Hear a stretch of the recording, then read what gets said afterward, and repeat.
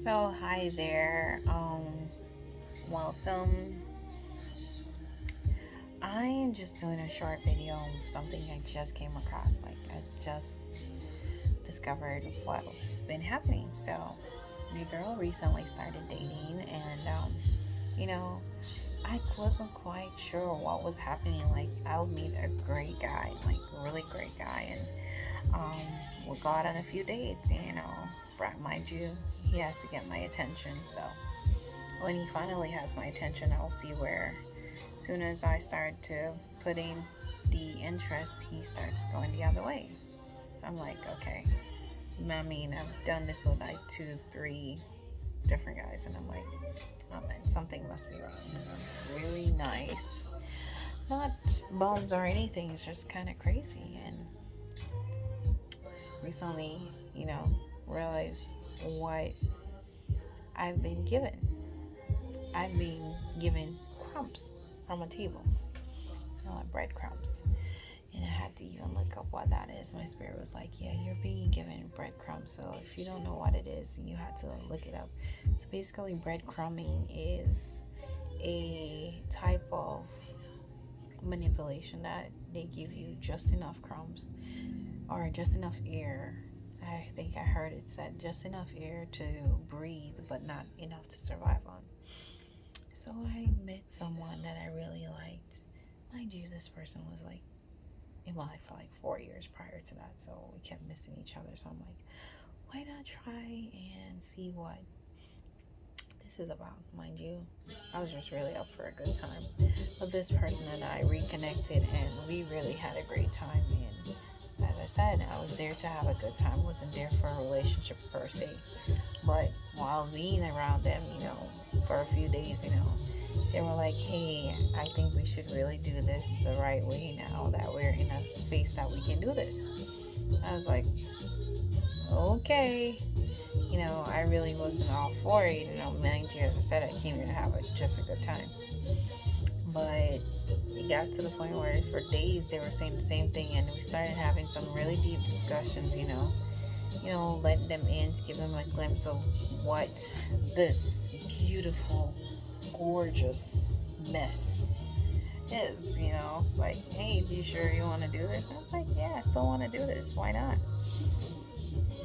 So I was like, okay. So, spend time together, separated, come back to my world there in theirs. So I'm not expecting anything major to happen. Like every day call me and say, hey, I love you, I miss you, and all that. I did get the occasional for the first day or two. I really miss you. Wish you were here. Can't wait to see you. All that. But afterwards, it was a case where our communication started becoming less and less, and it was like I was the one that was forcing it. Mind you, this wasn't even my idea, so I'm the one doing all the work. I'm the one putting the pursuance.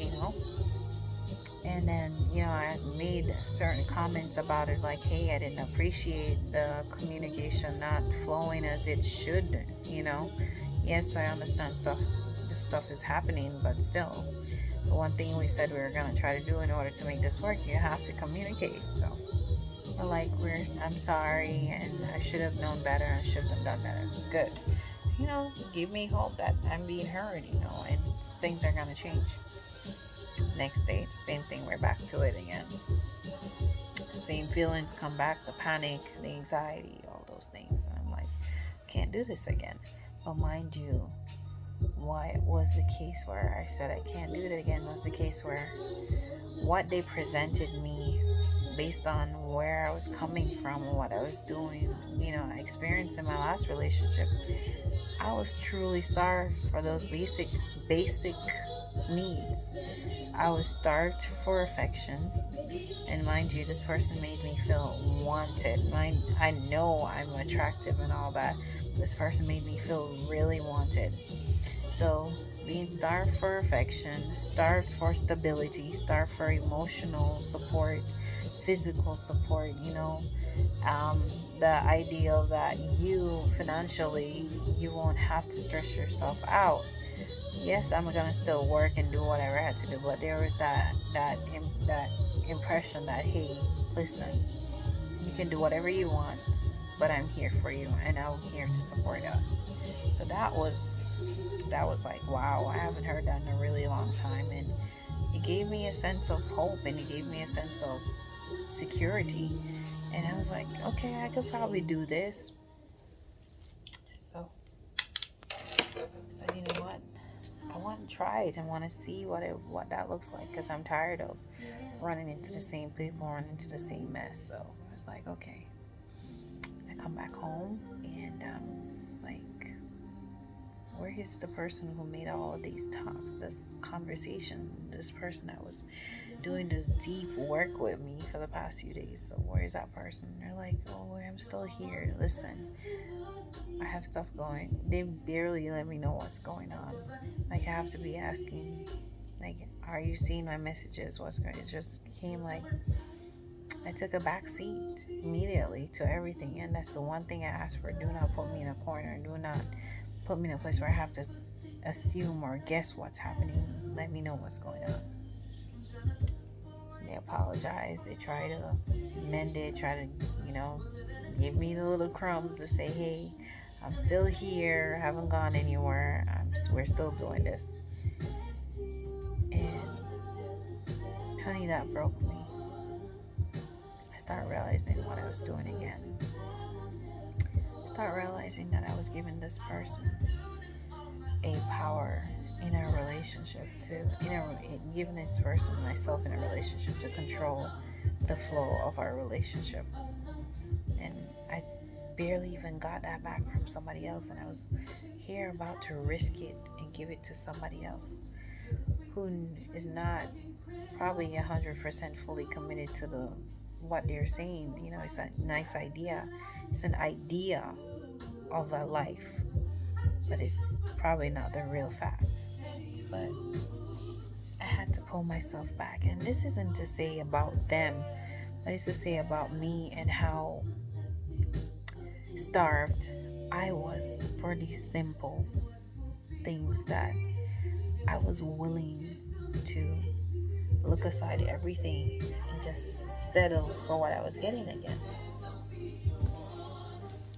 And this video is to say that if you're not in a place where you've had the abundance of love, support, stability, you can't commit to somebody else and expect them to give you what you've never had, because what they may present you or tell you they're able to give you versus what they present you may be two different things. But because you're so starved for the bare minimum, you compromised. You give up this huge part of yourself in hopes that you get this small return on your big investment. And that big investment is your heart, your mind, your body. And ultimately, you end up lose more than you put in. So it's not about them. It's not about the fact that they fed you something that they know they couldn't probably afford to give you. It's about you being so in such a space of lack and scarcity that you are offered bitter wine for water, and you are willing to drink because you haven't had a drink in a while, and you would have taken it, and the very thing that your cup that you're trying to drink from can be the very thing that poisoned you. Had you waited until you got to the place where you need to get to settle down and rest and drink, you probably would still be alive. But you're about to drink from a cup that has the potential to break you, to kill you, damage you in such a way that might not be easy to come back from. So I'm committing to doing these videos. I'm committing to doing the self-work that I know I obviously need to do. because I keep running into the same people, just different faces. And if the constant thing in this is me, therefore I need to figure out what it is that I'm missing, that I'm lacking, that I'm willing to settle for just anything. Not just anything crazy, but just any glimpse of attention or admiration or interest or talk, affirmations, words. Willing to settle for those things. Give me a high. And as soon as they give me a high and I want to get more high off of it, my dealer pulls back and I'm out here in a panic. I'm out here in withdrawal. I'm dealing with withdrawal. Y'all ever had a sugar rush? Feels good. Can give you a headache if you've had too much. You ever had to cut yourself from sugar? You're angry.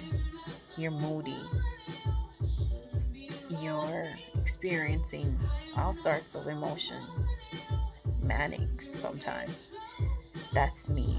My drug was and is currently people. I get caught up in who they are, what they present, and the experiences I can almost see myself having with them. Because your girl hasn't really had it, never really had it. I always think this might be the next big thing, might be the next big one. This might be it. This person is meant to be in my life. I'm going into that place where I'm almost can't feel anything because I'm tired of feeling, I'm tired of getting excited. So you're going to undertake this journey with me for those of you who wish to follow me. And we're going to uncover some things together. This is the beginning of her. Thank you for watching.